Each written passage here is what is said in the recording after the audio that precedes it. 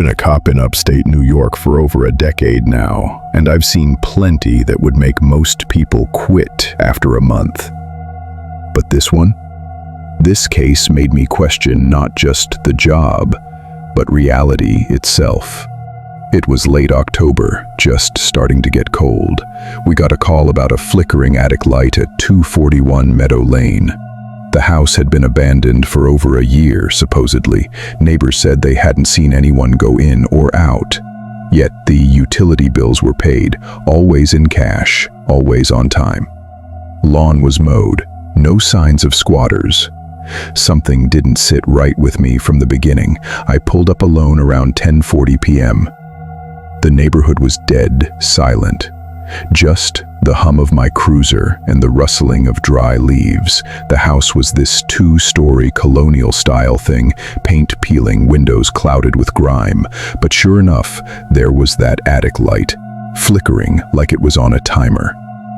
I called it in as a routine welfare check and approached the front door. It was unlocked. That's when my instincts told me to draw my weapon. The inside smelled wrong. Like mold and something sharp like copper, blood maybe. Dust layered every surface, yet there were footprints in the grime, fresh ones, leading upstairs. I followed them, flashlights sweeping each creaky step. At the top of the stairs, the hallway ended at a thin, pull-down ladder leading into the attic. It was already down, swaying gently. I should have waited for backup, but something was compelling me.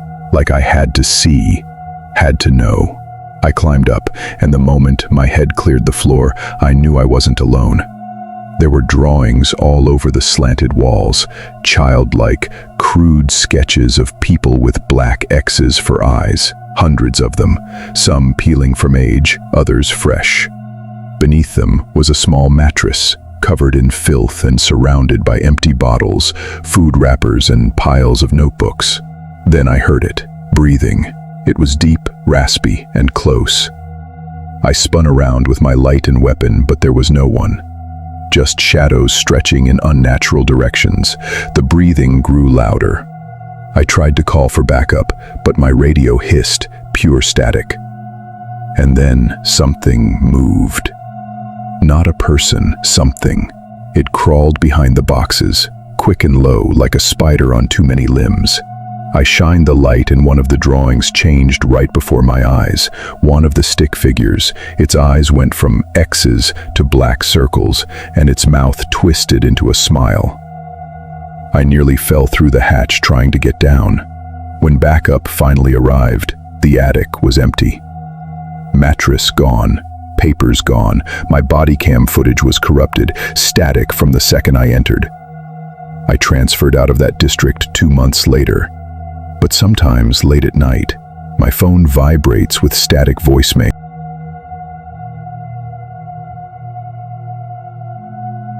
Back when I worked dispatch in a small Wyoming town, the most thrilling part of a night shift was usually trying to stay awake.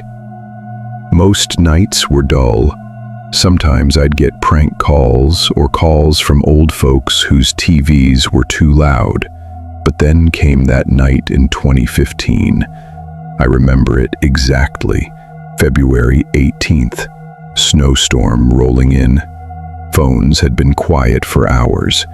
Then, at 2:03 a.m., a call came in from Dispatch 6. That raised an eyebrow. We only had 5 dispatch terminals in the county. Dispatch 6 didn't exist, but the system clearly showed it as an internal line. I answered with protocol. "This is Central Dispatch, go ahead." The line was silent at first, then came a crackle, like something underwater. Then, a voice, "Don't let it out." That's all it said, just 5 words. But the tone, it was strangled, like someone whispering with their last breath. The hairs on my neck stood up. I asked who was speaking. The line clicked. Static buzzed for a moment, then again, clearer this time. "In the basement, it's not me anymore." Then the call ended. I thought someone was playing a cruel joke, so I checked the call log. There was no record of it. Not even a trace. It had come through on a line that didn't technically exist. Curious and creeped out, I dug into the records. 7 years earlier, in 2008, a fire broke out in the dispatch center's basement. An officer named Eric Green died trying to save the server rack. His final radio call before the line burned out: "Don't let it out." I played that recording. The voice, it was identical to the one I had just heard. That same night, the basement lights came on. Motion sensors recorded movement despite no one being down there. The station had sealed it after the fire, padlocked and welded shut. Still, the lights flickered, and the air smelled faintly of smoke. 1 week later, Dispatch 6 showed up again on the terminal. Same timestamp, 2:03 a.m., same voice. But this time it said, "Too late." I quit 3 days later. Still listening? You're brave. But don't be foolish. Hit like and subscribe before the line rings again. And it's your voice on the other end.